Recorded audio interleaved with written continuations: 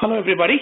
Welcome to this special presentation of Oracle Documents Cloud Service, where we're going to talk about the release that is upcoming in October. We internally name it 16.4.1. So this is a pre-release webcast to talk about the capabilities that are getting released as part of the October release. My name is Tyaga Vasudevan.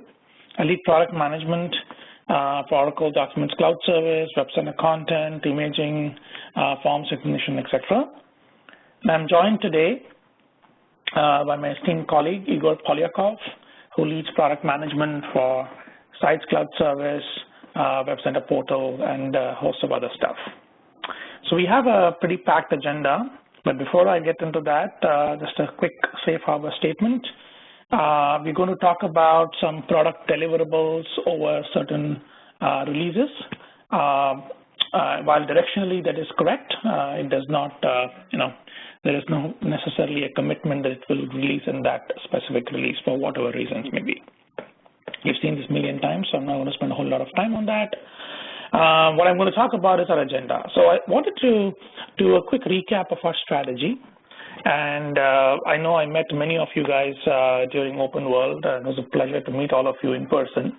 And so you might have seen that, and you might be well aware of what's our digital experience strategy. But for those who did not, it will come as you'll probably see this for the first time. If you have any questions, feel free to ask me. But I won't spend a whole lot of time on that. I'll do a quick recap on our September release, spend time on the October release, do a quick demo, and then we'll spend time on roadmap. Roadmap is what's coming up in the next release in December and subsequently. Okay?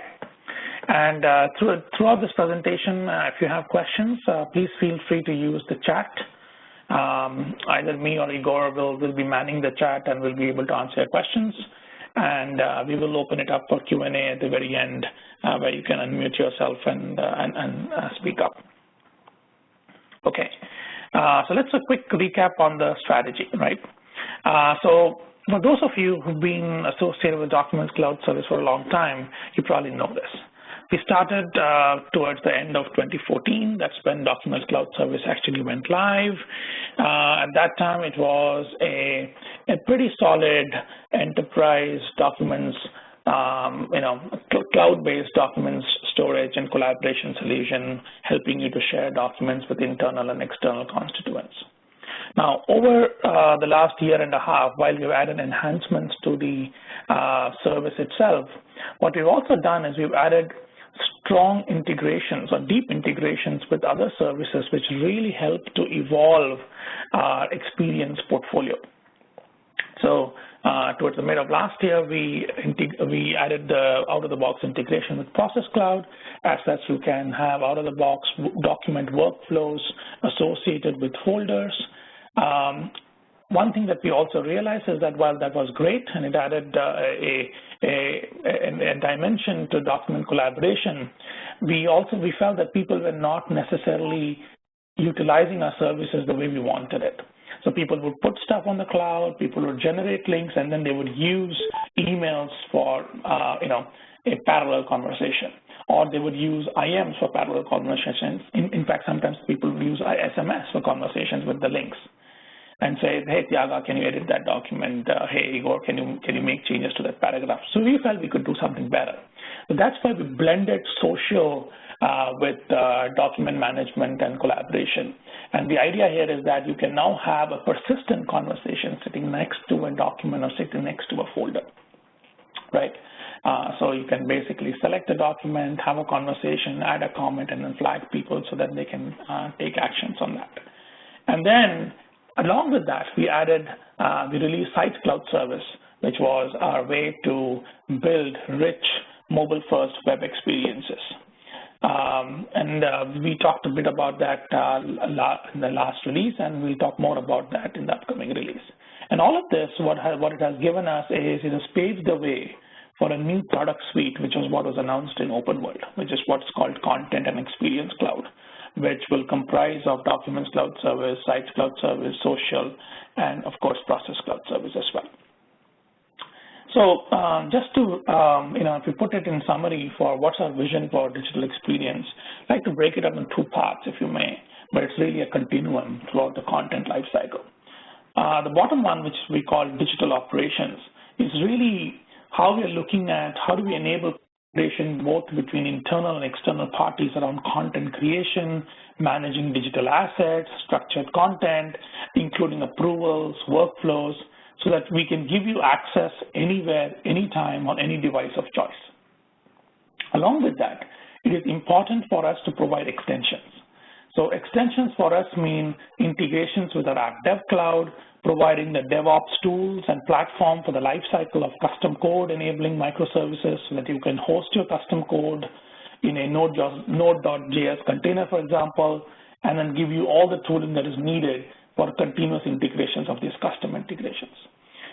So while that's our vision, we are still we'll get there. We don't have much of a app dev integration, just building that, and we'll see that in the roadmap as well. Now, while we look at this end-to-end, it is important, extremely important actually, that we measure to provide insights, journey analytics, and drive relevant experiences.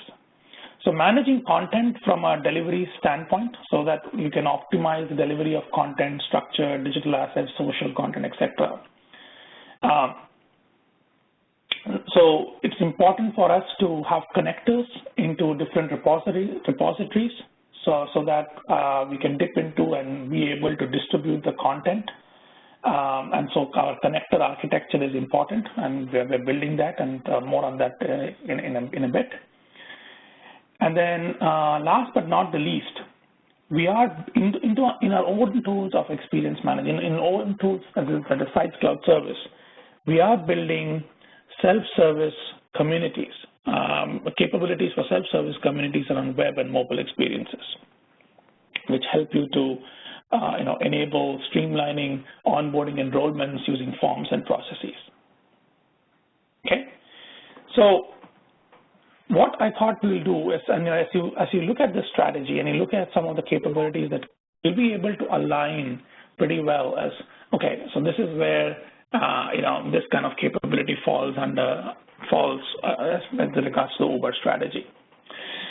Okay, so a quick recap of what we talked about in September. So I won't spend a whole lot of time on this because we went through details about our release in September. Additionally, we also sent you the recording of the webcast. So you should have received that. So if you wanted to view that, please feel free to do that again. But just a quick summary. Firstly, we now have a way to be able to create and edit classifications of metadata in the UI itself. And then we assign it to assets and set values on those assets. I know many of you that I spoke to have already started using this capability for your own use case. You're starting to build extensions or integrations on top of this utility. So it's obviously very heartening to see and talk about all of that. Next one was the release of our template catalog. And as part of that, what we've done is we've now, it's basically a catalog of seeded and custom templates from where you can basically select a template and create a site with some of the seeded content that's available. And it's not only that, from a specific site, you can create a site and then maybe convert it into a template so that, if you wanted to build another site based upon the same template, you can do that as well. Made significant enhancements to our site building capabilities. And just to quickly highlight some of them, one was the new slot and component selection model. I know Igor spent a lot of time in explaining that, so I'll spare you the trouble of doing that again. One of the things that we heard from our customers was our undo and redo was not working up to your expectations. So we now have undo and redo's unlimited stack, including the settings that we set for components. And then we have now component group so that you can reuse the component layout with content across different site pages and across sites. That's pretty cool, actually. Lastly, a rich set of components was released in September. Igor will talk about what we're doing in October. It's basically continuation of that journey. And we're making that whole experience of creating mobile-first websites much richer. So we released documents manager, folder list, file list, etc. Conversations as well actually in September, and more of that when we talk about an October release. Okay, so it's probably time to talk about the October release. So this release is scheduled to go out the week after, so it is October 7th, I believe, if I'm not mistaken. Yes, 7th weekend. Again, that's the scheduled date. Fingers crossed it will go out on that day. We have signed off on the release and we're waiting for it to be pushed out to production. That's how the release process actually works here. And it's pretty exciting. So quite a few things coming up as part of our October release. I showed you guys a demo of this during Open World, where really at the end of the day, our mobile app provides capability to access or connect with documents, with conversations, and with people that matter to you. We provide that today, right? So it's really very rich mobile app experience. But what we're now doing is also provide capabilities by which you can access the sites that you have either you own or people have shared with you. And the goal is to have really a unified experience right from one mobile app to access all things relevant to you in the enterprise, right? Whether it is a document, whether it is some conversation that is important to you, whether it is some site that is important to you, like a microsite or an intranet portal. And what we're also doing is, it's not just navigating through that site in an offline fashion. That's not the point. The idea is if there is content out there in that site, you should be able to open that content in the native mobile app experience, and then if you wanted to, you should be able to share that content with people, with whatever permissions you wanted. So that's a very unified experience of that mobile app. So that's coming up in October. That's pretty exciting. And some of the demos that we did during Open World, I think we received very positive feedback. So thank you for all of that. The other thing that we've also done is on the mobile, we've enhanced some of the listing views in mobile. I don't know if you noticed it, but in September we enhanced our web UI, the way files and folders were listing. And what we've done in mobile is we've tried to match it with what we've done in web. And the other thing that you might have also noticed is if you're using iPad and you have a Documents Cloud Service application and you bring up a document that did not have a capability to go full screen. So at least this is a pet peeve of mine, so I'm very excited that this has been fixed. So it's available as part of the October release.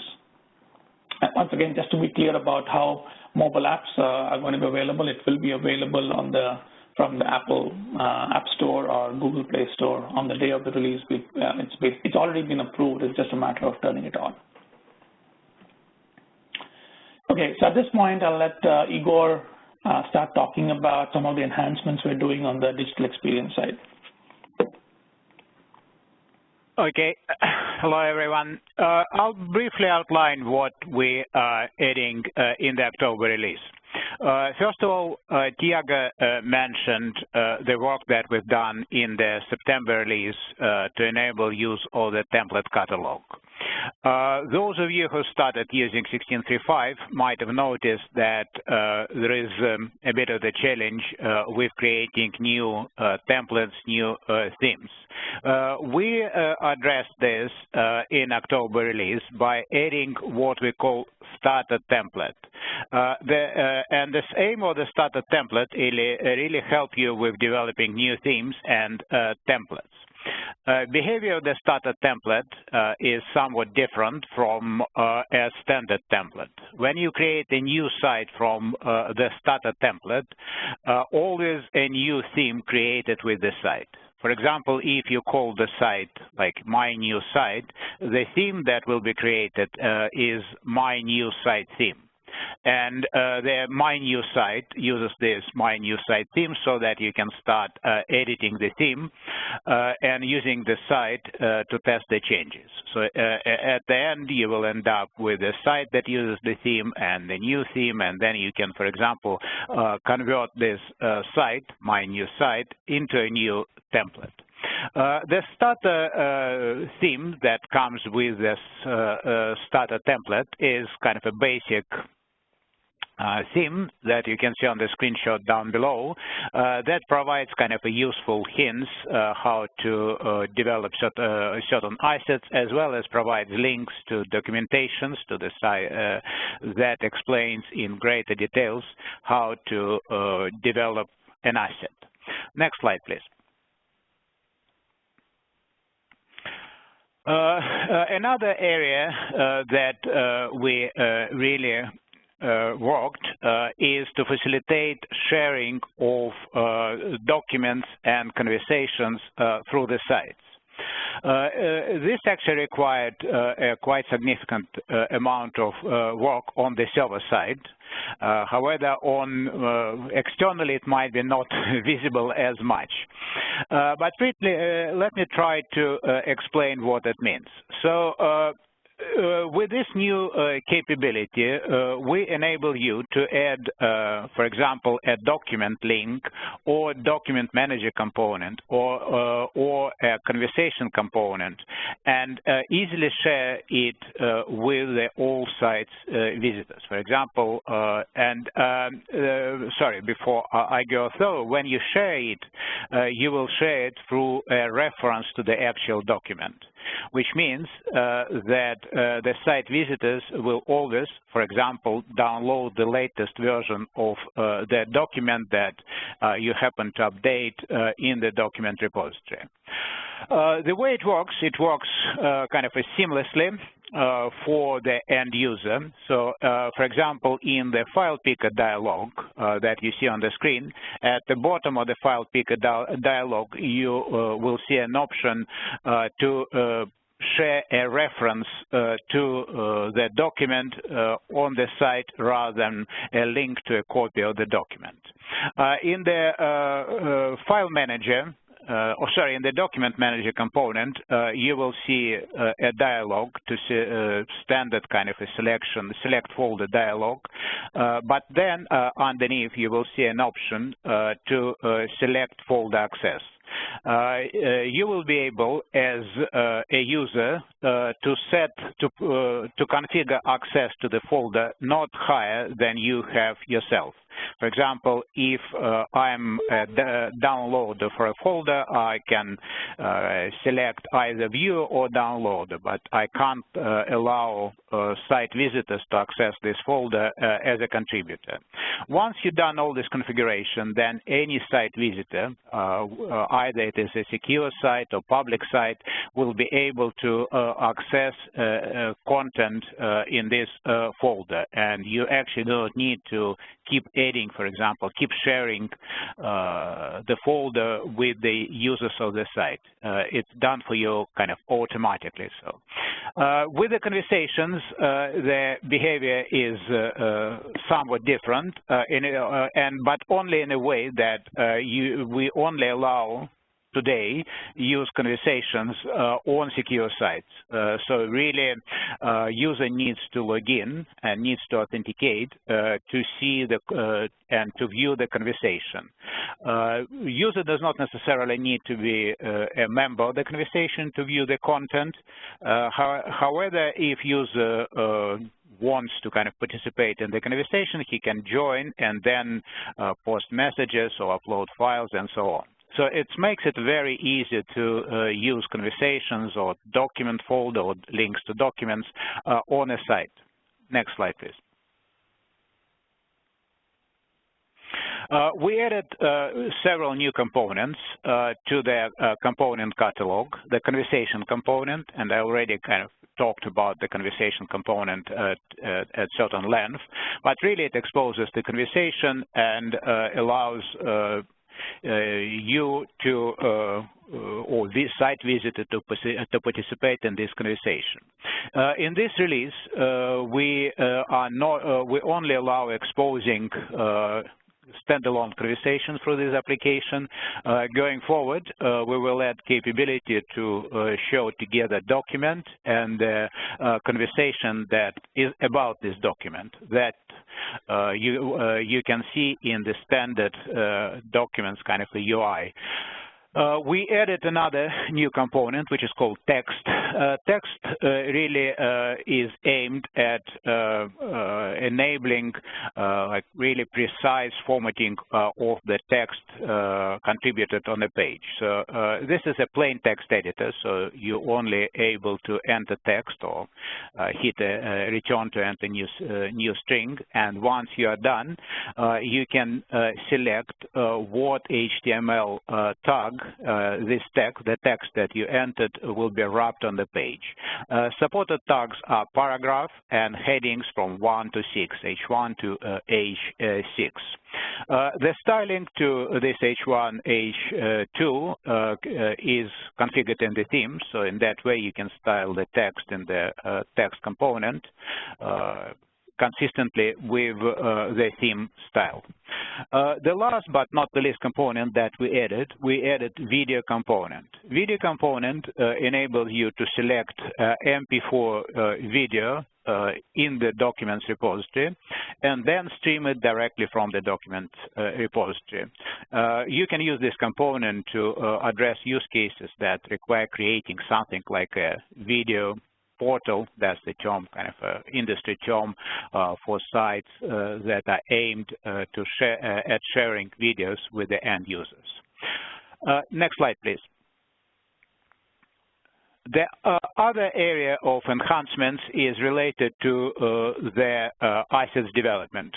First of all, what we did to facilitate development of new themes, we sandboxed the jQuery library that is used internally by the site's environment.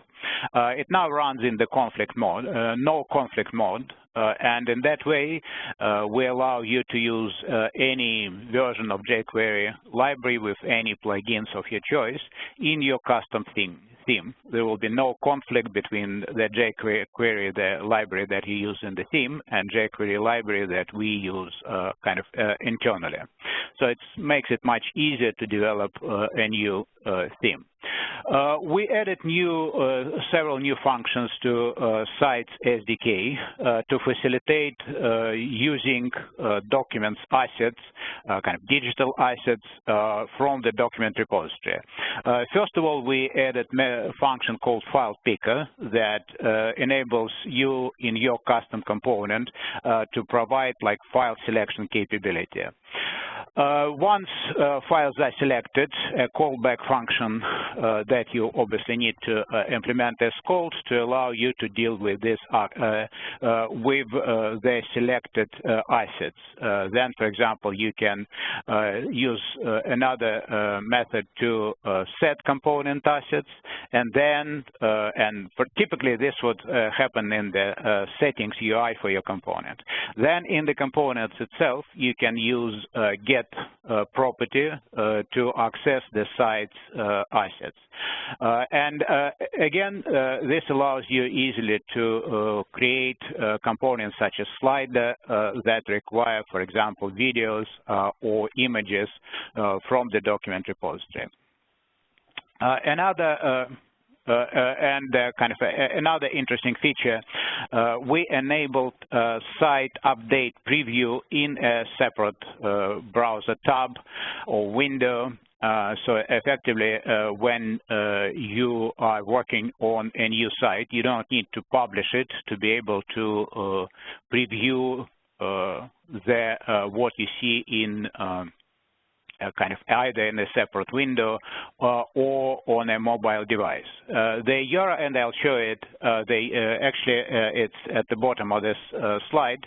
The URL for the update is friendly, user-friendly, which means that while you're working on the update, you can like type this URL or bookmark this URL on your mobile device or mobile phone and preview site update without publishing it. The only action required is to save the update in the site builder, and then you will be able to preview it.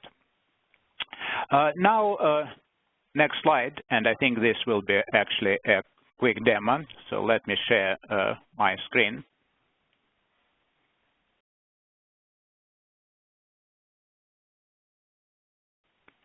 Hold on, I'm not sure if it. No. Tiago, can you see my browser? I think I shared. Yeah, I can see your browser. Thank you. So let me quickly take you to the sites area, and really just to illustrate, I won't be creating, and we don't have much time. So this is the, sorry, if I'll go to the template. So this is the starter template. In the starter template, we provide some information that describes the template. As you can see, the template depends on has as dependency starter theme and starter component in it. When you create a new site, and I created a site which I called Webcast Starter, it also creates, as I explained earlier, a new theme, which is Webcast Starter theme. If you will take this site into edit mode, you will see the hints as I described, and actually you can start changing the theme to create a new custom theme. What I want to show really is several new components. So I created this simple site. So first of all, what I'll show you is how the preview add. So if I'll take it into an edit mode, and then I'll add a new component. And actually what I will do, I will add a file, actually not file, file manager to start with. I'll add document manager component, and then if in settings, I'll select a folder. So I can select, for example, this demo size folder. And now, as you can see, I can provide different options or different roles for the end users, for the site's visitors, to access files in this folder. As you can see, I don't need to create member links or public links to enable access to the folder content for the site's visitors. All site's visitors will have, for example, viewer access to this folder. So that's kind of a one area. So now I can preview what I'm doing. So if I'll click on the preview, it will actually tell me that I need to save the changes. After I save the changes, you can see, and actually probably that this is the URL for my update, and this is the update of the site that I'm working on. So if I'll go back to the editor, let me quickly show you, for example, well, this is the video component, but I just realized that on this instance, I don't have, I think, any videos. So believe me that I'll just show you that you will be able to select the video from document repository, and at the bottom of the file picker dialog, I want to attract your attention to these options, so I can use a reference for the file or kind of a copy file to our delivery folder. In case of videos, this option is actually disabled because we are streaming videos directly from the document repository, and so it is always a reference to the video. We're not copying videos anywhere. So this is a number of another new component that we added is the text component. So this is this simple component. So as you can see,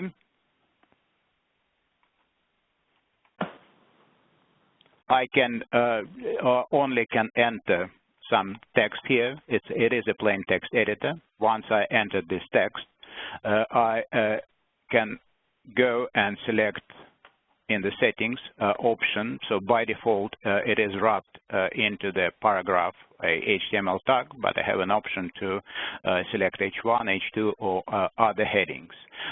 For the headings, I can define styles in the theme, and then the component will be styled accordingly. So as just an example of using H4. So now if I'll view HTML, or you will test it, you will see that a webcast demo is wrapped into the, I think I selected H4, into H4 HTML tag. That's all from me with this quick demo. So I hope you will like the new capabilities that we added to our product. So I'm looking forward to hear feedback from you. With this, I'll hand back to Tiago. Let me just stop sharing. What I wanted to spend time now is talk about our roadmap. And as part of this, I'll follow this kind of a legend, if you may, what is available now and what's available next 6 to 12 months. Also, if it is available in the next release, I'll call that out as well. So we've talked a whole lot of things about how it's important for you to be connected with your documents, your conversations, with people, etc. But it's also very important to make sure that you receive the notifications on your application, on your device of choice, really.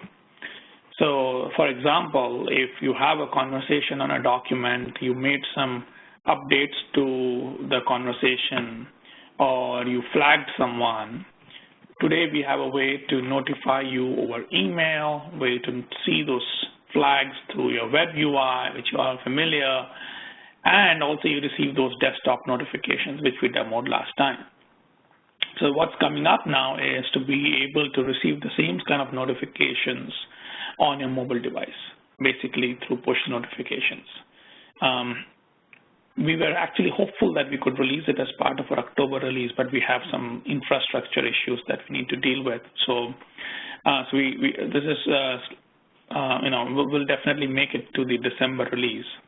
And I demoed this, in its beta state in open world, but it's really, you get the idea. You get a push notification for an event, you follow that event and then follow that notification, you get into a document, get into the conversation, you can respond to that comment, and you basically get your work done faster.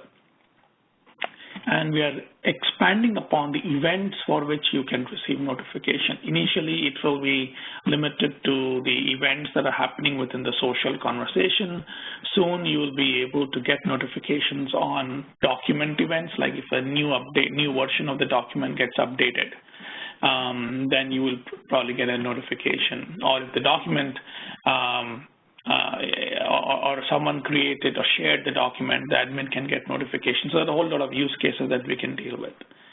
But again, we also don't want to flood your phones with notifications, then it becomes too noisy. So that's like the fine balance that we need to maintain. Anyway, bottom line is you should be able to manage those notifications as well. Okay, the second aspect of it is, which I touched upon, for us, at the end of the day, when you think about social, it's not just a matter of being able to create a conversation around a document or a folder, right? That's just a one manifestation of the capabilities that we possess. At the end of the day, social provides us with a very strong messaging channel. So if you are an enterprise user, you obviously work with a lot of coworkers. It does not matter if a small business, medium size, or large enterprise like Oracle. And there's always need to basically reach out and talk to them, and find them and talk to them. So within the messaging, within our application, we have this whole people concept. And where you can actually find people, you can follow people that we do today. But I think we can, the messaging aspect of it does not necessarily bubble up very well. So, for example, when I click on the profile of Igor, I go into his profile view as opposed to basically going into a view where I want to have a communication with him. So we're making these small changes, but very effective changes that makes us a very powerful messaging app as well for the enterprise. And we are kind of changing this terminology. You see this whole concept of have open one-on-one conversation. People don't get it. People don't get it, very honest with you. People are more familiar with send a message now. We did some usability studies, right? So that's from where we're getting all of this. But bottom line is from within our Documents Cloud Service application, mobile application, you should be able to look at a person, find a person, look at their presence, and then have a quick conversation with that person. And obviously that conversation and all, it maintains a list of all the conversations you've had. It's similar to what you would do with a messaging application, but it's one central place for you to go to. And that's pretty exciting, actually. Okay, on the Sync app side, few changes. Number one is the UI is a whole lot cleaner. Some of you have complained that how the Sync Manager, as we call it, as we used to call it, has become unmanageable. You've got all the list of folders with accounts that it's connected to. How can you make it better? So the way we've done this better is by two ways. Number one, all the accounts that you have connected to, so maybe I can, instead of describing this, I can just show you really quickly. I have a demo build running here. Basically, you should be able to filter through your accounts through that filter at the top. What happened here? Okay. And so you should be able to filter through the different accounts that you have. So if I have 4 accounts that I'm connected to, documents.us or Adobe Public, I should be able to switch between those 2 accounts very easily and see all the folders that are shared with me. Second thing that you can do is, you're right? Okay, great. So basically, as you can see here, there is a pull down where which you can switch to different accounts. And then for the folders that you have access to, it's a nice list of by which you can say what is owned by you, what is shared by you. And if you have some site assets, by the way, which is synced to your desktop, you can also go through that. That's pretty nice. I think I really like that. And then you can see one interesting thing that we did. People just came and told me, Tiaga, I created a folder on the web UI, but why do I have to again go back to the Sync Manager and say sync it down? It's my folder. I probably would like that. Can you give me an option that it automatically syncs it down? So that's what you have here. For folders that you own, you now have an option to sync your content automatically. It's not even going to ask you. But obviously, you don't want to have, at least we didn't provide that option right now for content that is shared with you, right? Someone could have shared 100 GB of content with you, and then if you had the option on, your desktop is going to blow off. So it's only for the ones that you own, so at least you have control, and then we'll see how that goes. Okay, so that's just a quick, not necessarily a planned demo, but I thought I just installed the demo build, so I thought I'd show it to you guys. Okay, so that's that, this part of it. The second part of it is to be able, if you are a Mac user, we hear you. We've not paid a whole lot of attention to the Mac Sync app, but not anymore, right? So now if you, I know Igor has a Mac and he has got, he's complained about how bad it is, but not anymore. Performance is at par, UI is at par, and you're going to love it. And we've made a whole lot of improvements on performance, infrastructure issues, on startup time, how long it takes for the folders to show up, and a lot of things. If you don't have a whole lot of files and folders on the cloud, you probably not hit it. But for people like me, people like Igor, people like David, for me, pretty much 90% of all content on this is on the cloud. Right, and so we experienced performance issues, but with this latest build, I'm going to keep my fingers crossed as I speak this. I have not seen any issues from a performance standpoint, so that's pretty good as well. So a lot of improvements there. Okay, another one. So we are So this actually ties in with two important updates. We're working very closely with Microsoft on being able to provide a very seamless experience whereby you can edit documents on the web. But in the December release, what we're going to be doing is this part. Sorry, I highlighted the wrong one, but this is what we're going to be doing. Edit in Word. What does this mean? It means if I have, actually it's not just for Office, it's any file that has editing, for which you have an editing application on your desktop. You should be able to see an edit button. It will basically bring it down to your desktop. You open it, you make changes, save it back. It will sync up to the cloud. Now, there are customers who don't have a whole lot of bandwidth, especially in developing countries, etc., who actually requested for this feature. So the use case is very simple. I have a shared folder. There's a lot of content in it. But I don't want, and it's shared by, let's say, 100 employees in the same company. I don't want each of those 100 employees to sync down all that content to their desktop. I don't want that. So they are perfectly fine if one person makes that change, uploads it to the web. They obviously are getting a notification, right? They'll install the desktop. They'll get notifications as a result of that. But when you click on that, they basically go to the web. They click on edit. It syncs it down, make a change, syncs it back. That way, it's only one file that is getting downloaded as opposed to the entire directory. So there are a lot of different use cases there as well. So, but anyway, so that was something that the next part of it is, how do I do this online? This is a big one. So I don't want to even install the Sync app, right?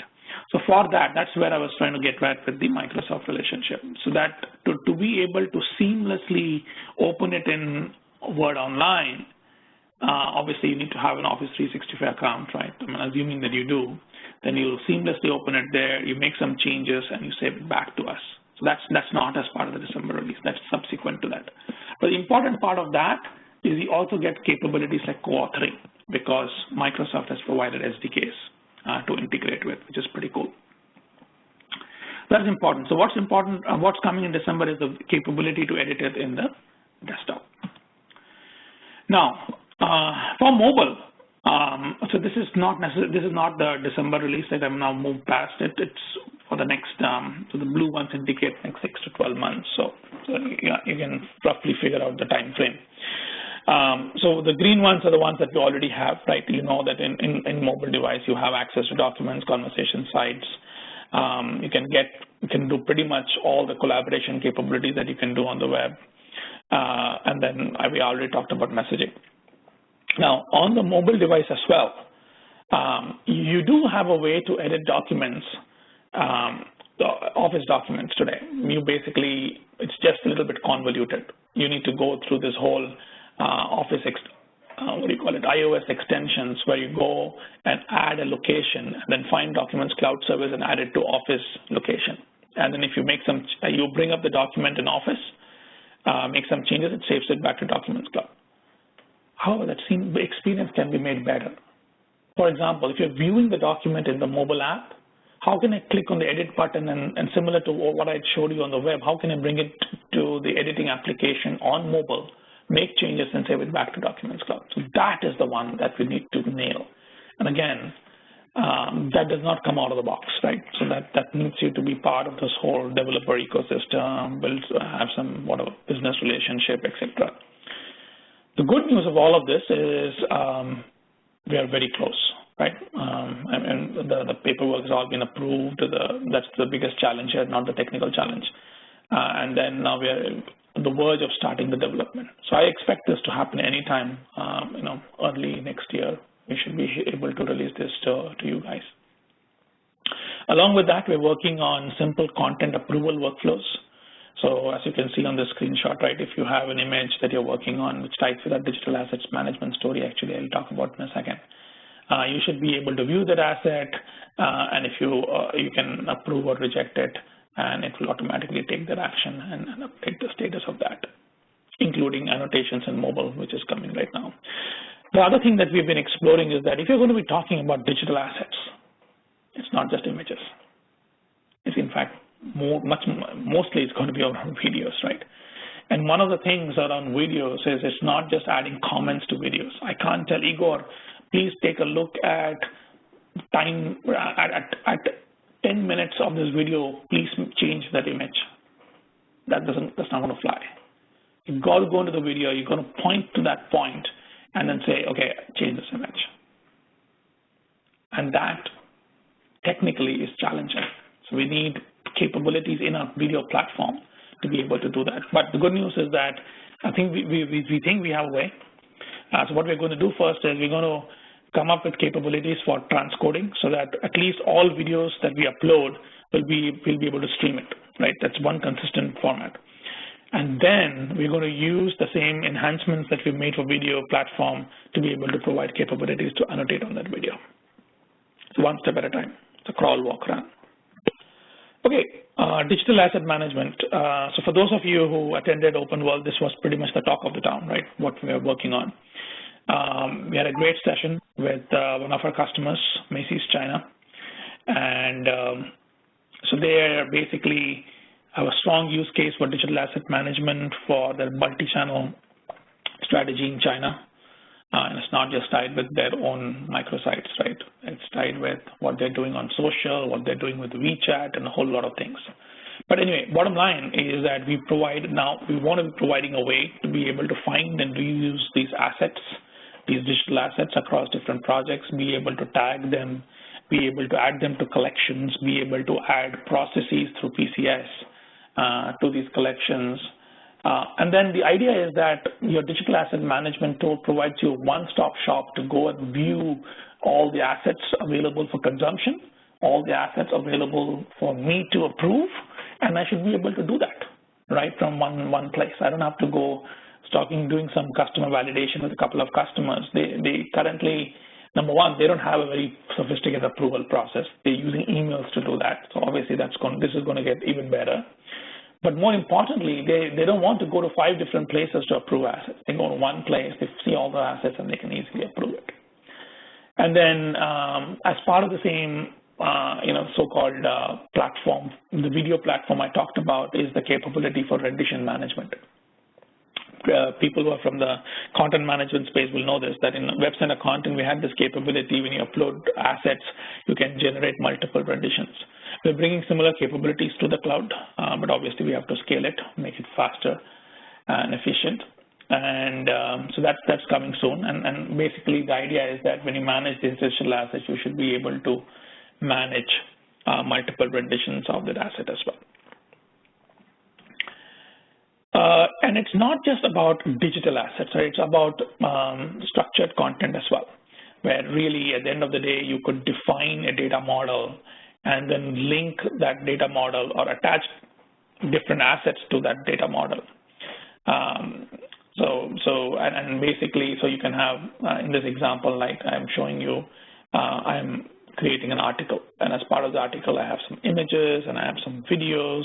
And the metadata around those assets, example, like who took the video, where was this video shot, how long is the video, etc., they get added into that content item, and that can be used to make your digital experience even better. And obviously, when you create these content items, we will provide you with ways to tag that content item, add it to collections, and it will work for workflow approval, very similar to the digital assets. Now, I do want to call out one thing, which is the capability of the digital asset management, structured content management. They are going to be part of our enterprise edition. At least that is our current plan of action. So we'll share more details about that when we have the new SKU for content and experience cloud, just that I talked about at the beginning of the presentation. So it's going to have 2 flavors of it. There's going to be a standard flavor and standard edition. There's going to be an enterprise edition. This will be part of the enterprise edition. And so will the community capability, where you really are giving you the capability to be able to create communities, be able to add members to certain communities, and add this whole community experience to an existing site, or just create a site out of a community. And it's extremely important from a self-service experience standpoint. to be for users to participate in communities, where we could have some polls, it could have some forums, and along with that, we're going to provide you capabilities for administrating this community, like moderation and analytics dashboard. So I think we talked quite a few things. I know we're also getting almost close to the top of the hour, but we have 10 minutes, which is good. Any questions on the chat that we can take right now? Igor, any questions that still are unanswered? Was a question about adding ability to use annotations on native mobile devices.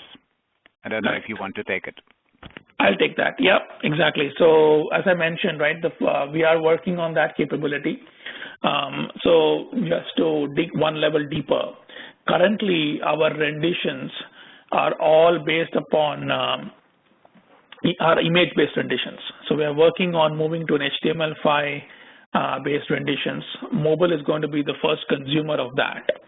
And once they move to the HTML5 based renditions, you should be able to annotate on that video, annotate on that document. So the first step is to move to HTML5 renditions and then be able to annotate. Again, early next year, you should be able to see that.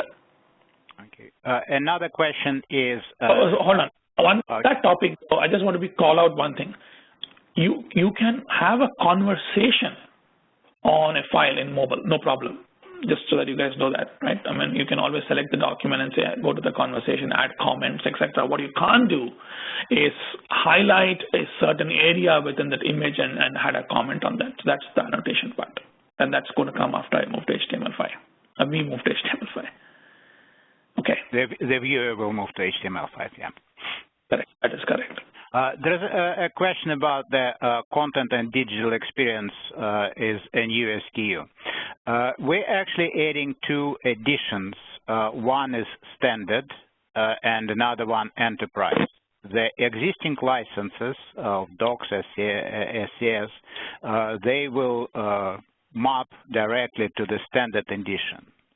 With the option to upgrade to licenses to the enterprise edition that will include additional services. But the customer you would prefer, if you prefer to stay on standard edition, that's absolutely possible. Okay, Tiago, next is search metadata. You probably want to take this one. Yes, absolutely. So in the September release, we released a capability whereby you can search through APIs in the metadata. Okay. So if you have any application, you've set the metadata, then you should be able to do the metadata search. However, we haven't exposed it in the UI. The first place where it will actually get exposed is part of the digital asset management capability. So being able to find those assets, so you'll be able to search through certain metadata and find that asset. So that's where it will go to get exposed. And so it's coming soon.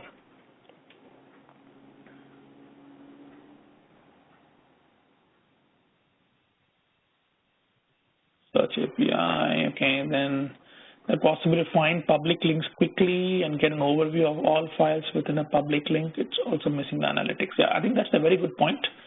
So what we are doing right now is that this capability of being able to see all files that have been shared, which have public links, etc., is available for the administrator, right? So if you're an admin, we released this as part of our July release. You can go and take a look at all content that you have access to. You as in the account has access to. Get a view of the dashboard, get a view of how many active users, etc. Now, it is relatively simple to extend that and bring it to an end user perspective. But we also have to add certain nuances for an end user. So we have that story in our backlog. It is, I wouldn't say it's the topmost item, but I think it's fair to assume that it will happen in the first half of next year. I think that's where I would put it. But I do agree, it is important. Right now, we do provide actually basic analytics where you can see who downloaded it, when did they download, etc. But it is extremely important for us to provide your... We're also extending analytics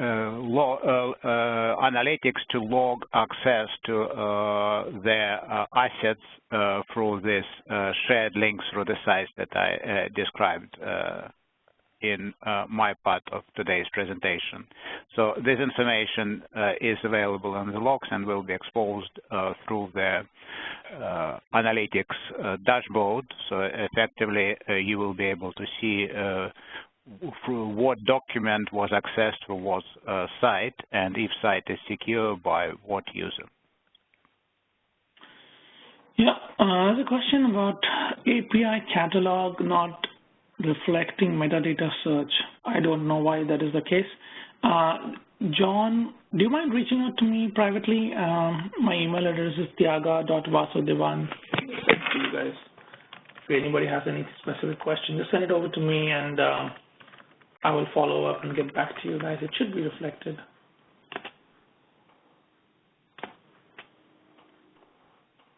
Okay. Option to make it mandatory to enter an access code for all public links. If you're saying from an admin perspective to make that, I can see the value, but we'll value it. Is it specific? If you can explain again, send me an email with your use case and maybe some business value that will really help. That's why we're trying to do this. That'll help. I'll tell you the reason why my answer was not very a very positive one on this. We deal with one of the most complicated IT that you'll ever see. Okay, Oracle IT, and they're dealing with 150,000 employees. And if you have to roll this out to 150,000 employees, trust me, there's going to be all sorts of capabilities that they need in the admin UI. They haven't brought this up, but that doesn't mean that's not important for you guys. But I like to understand, what the use case is and why we need it. That's all. We do have a whole lot of other options in the admin that we have already prioritized. I don't recall seeing this, but I'll take that. Okay. What else?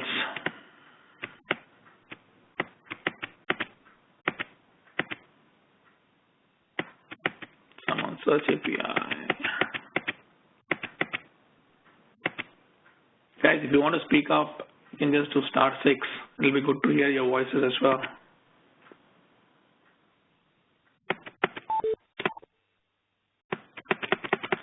Okay, looks like people are all leaving right now. Okay, guys, thank you. Thank you very much. Thanks for taking the time and this pre-release webcast. Probably the last answer. Yes, we are targeting for digital asset management release first half of calendar 2017. Correct. Exactly. Yeah, thank you, Igor. Yeah, I just want to wrap up and thank everybody who attended this meeting. Hopefully you found this valuable, and as always, we will share with you the recording of this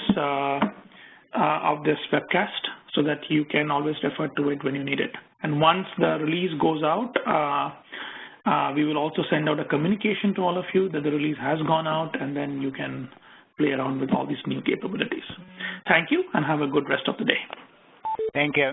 Bye.